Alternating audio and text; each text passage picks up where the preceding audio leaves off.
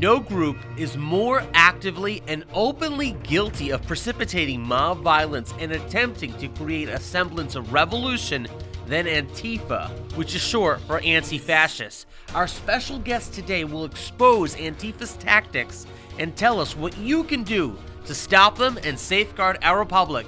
You're watching Anarchy in America with Christian Gomez.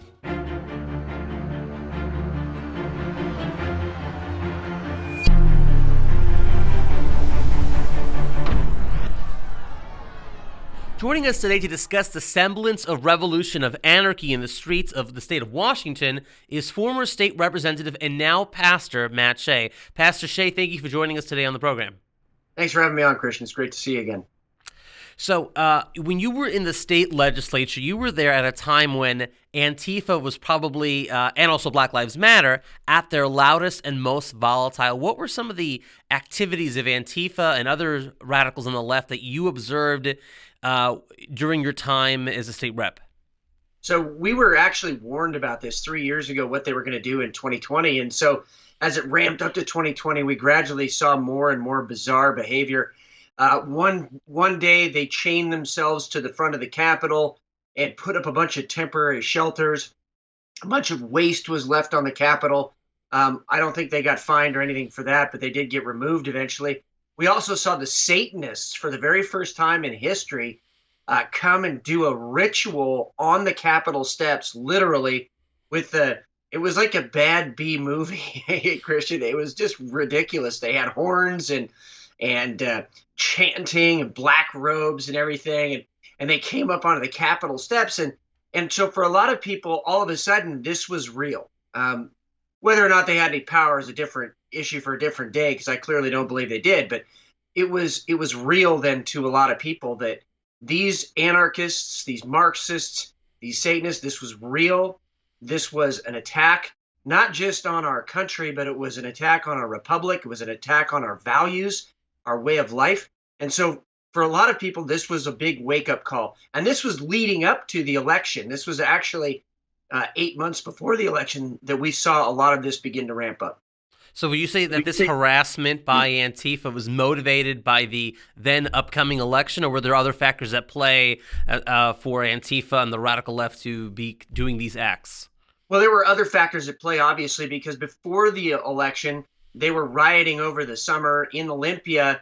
A lot of Olympia downtown was boarded up. In fact, it looked like a garbage dump. There were tent camps everywhere. A website called We the Governed actually documented this very well, a guy named Glenn Morgan. And so there was a lot leading up to this. This was an intentional plan that they were following. Yuri Bezmenov, a.k.a. Thomas Schumann, who the John Birch Society actually brought forward to tour the United States a while ago, talked about this progression where you had eventually a lead up to a crisis stage after some destabilization, which is what that was, to a crisis collapse stage, which is what I believe we're in right now. And so, yes, there were a lot of factors. One of them was the introduction of some of the bills that we were bringing forward, like declaring Antifa a terrorist organization. That elicited a significant response. Declaring the Muslim Brotherhood a terrorist organization. That elicited response. Declaring that the Socialist Rifle Association, Redneck Revolt, and the John Brown Gun Club were all terrorist organizations, and one of which, the John Brown Gun Club, some believe was being used as a conduit for Chinese money coming into the United States to help destabilize this country. So we were highlighting this way ahead of time.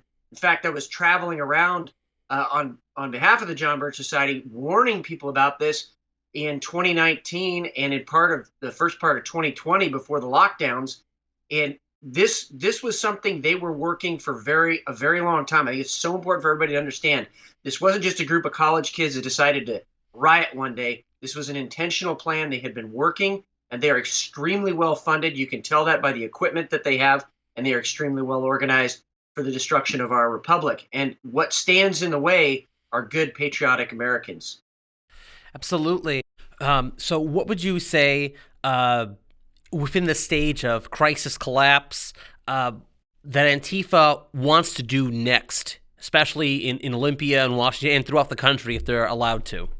So Andy No posted this, and I want to read this directly, that Antifa just posted a call to action, quote, create and cause chaos and destroy.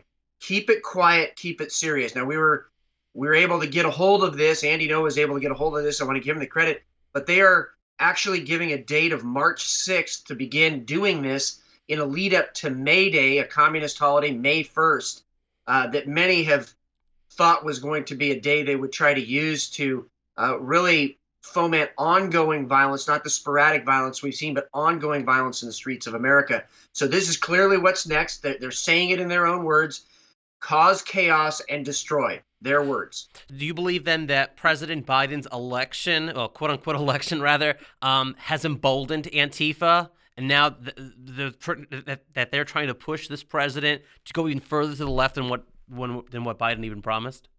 Well, the Pretenders' installation was clearly, that's what I like to call it because that's what it was clearly a mark for them. But many people thought, oh, the violence was going to go away and there would be unity. That never happens with these types of communist movements. They're following what's called the Maoist insurgency model, which has 5 parts to it. One of the 5 parts is called coordinated violent and nonviolent action. And so what these people are trying to do is use the violent action on the street, which is coordinated with the nonviolent arm, mainstream, what I would call fake news media. They are covering for it, but they're doing more than covering for it. What they're doing is they're using the violence as an excuse to do so-called social justice reform or election reform. But those are really fronts, and they always have been for communist movements, to enshrine their political power for the next 2 generations. That's their goal. And so they want the violence in the streets to use as an excuse to do these reforms. They're not reforms. This is an attempted communist coup in America. That's what they're trying to do. And again, we're the ones that stand in the way between them and success. Absolutely. Big government and socialism, really what it is, Marxism, Leninism, under the banner of democracy and the will of the people. Now, speaking of this attack on those who stand in the way, of course, we've seen how the left has tried to, and big tech as well, to cancel President Trump, but President Trump hasn't been the only person who's been the victim of cancellation. The radical left and the establishment Republican Party have tried to cancel you when you were in the legislature. Can you explain a little bit about what happened there? Well, yeah, absolutely. They didn't succeed, but it was really the template that they used against the president later. So over a year and a half ago, because I was bringing these bills up, because I was traveling around the country exposing these things, I actually went to the establishment Republican leadership and I said, listen, I'm going to start traveling around the country. This is where we're at. This is what's happening. They're going to begin to attack me in earnest. Now, they've been attacking me for 12 years, every election cycle, but that they were going to ramp it up. And I talked to these people about it, and they said, okay, we're not going to listen to them. We'll have your back. Well, of course, that never happens with Rhino Republicans. They're always there as the left's designated defeat mechanism, as Rich Higgins, the former strategic planner for the National Security Council, said in his memorandum to the president. And as a side note, everyone watching this today, go read Rich Higgins' memo to President Trump, where he described this 4 years ago, what was going to happen. But what they did to me is they drummed up, using taxpayer money, a fake investigation with fake charges. In fact, they always project onto us what they are themselves. They were trying to attempt to call, as we've seen what they did with the president, call the president a domestic terrorist, call me a domestic terrorist, call the president a racist, call me a racist. And you know, obviously the truth doesn't matter to them. This is not about the truth. This is about smearing and taking down who they see as an obstacle. When you study Marxist doctrine, this is known as the first wave, called the Red Terror, where they come in and they try to eliminate any leadership, business leaders, pastors, elected officials, anybody that they see is going to be a problem. And so they gin these investigations, so-called investigations up. And just like with the president, I was exonerated. The charges were dismissed. But what they are trying to do is scare everybody else into self-censorship, which is the worst form of tyranny, so don't fall for it. So would you say that Biden then constitutes, looking at history for an analogy, maybe a Menshevik-style government before the Antifa crowd can have their Bolshevik revolution in America? Sure. So the way that these movements typically go is you have the brown shirts first, and you have the first wave of revolution where they put up a leader, and then that's not the real leader. So obviously Biden is not the real leader. I think most of us realize that Kamala Harris is the real leader.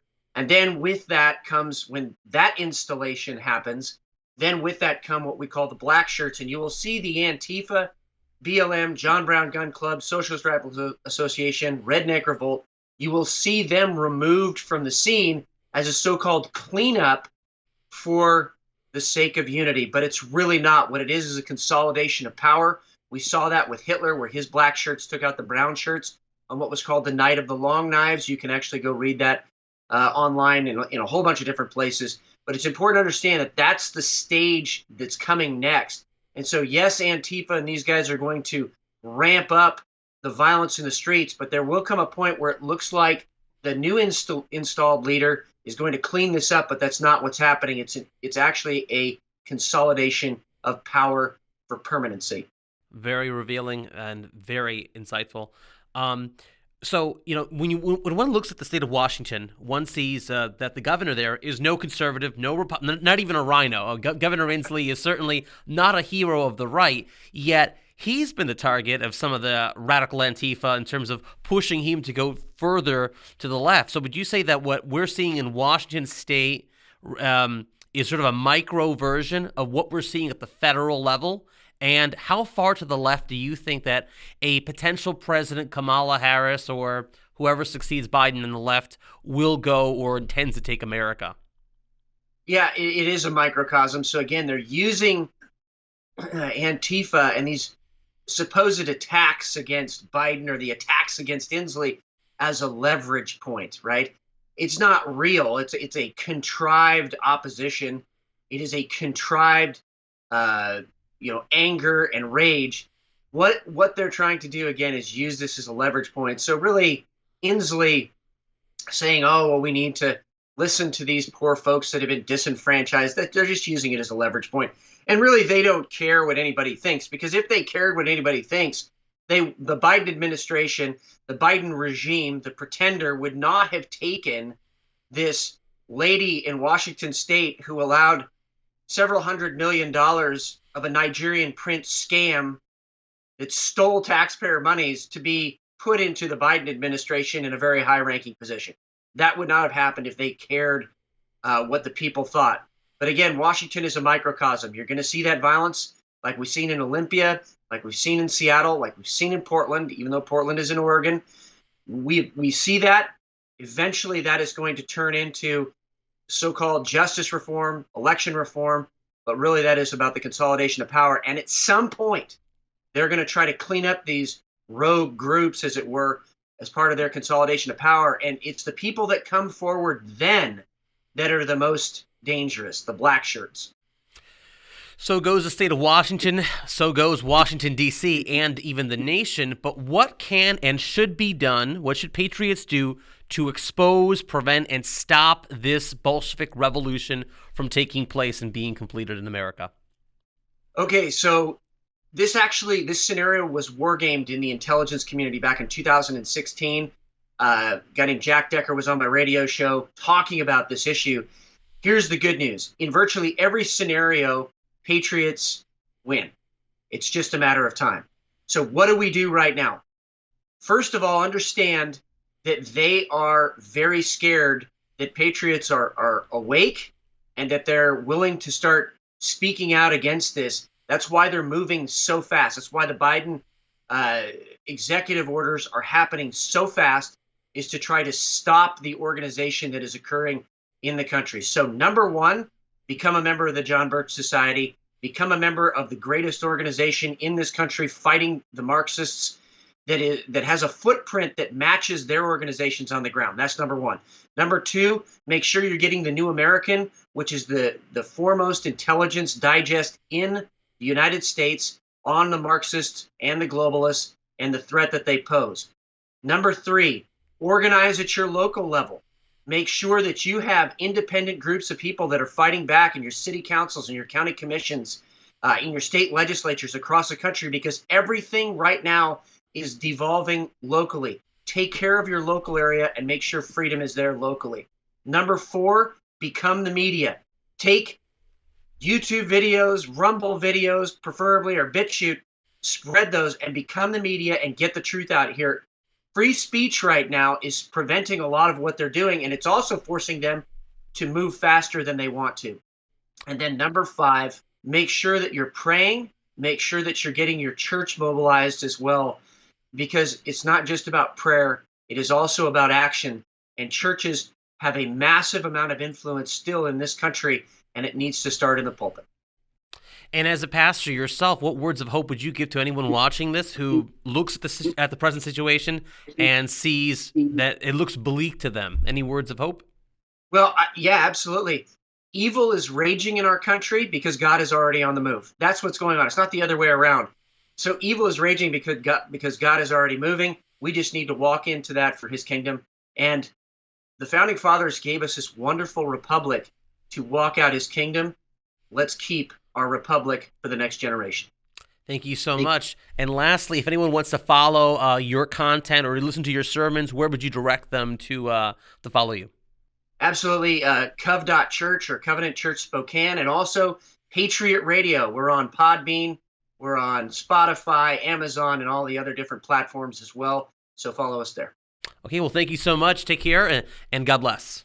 Pastor Shea just spelled out what patriots need to do to expose and stop Antifa and their radical Marxist comrades. We urge you to begin by considering membership in the John Birch Society and organizing with a local chapter so that together we can keep our republic. Until next week, stay educated, stay free, and God bless.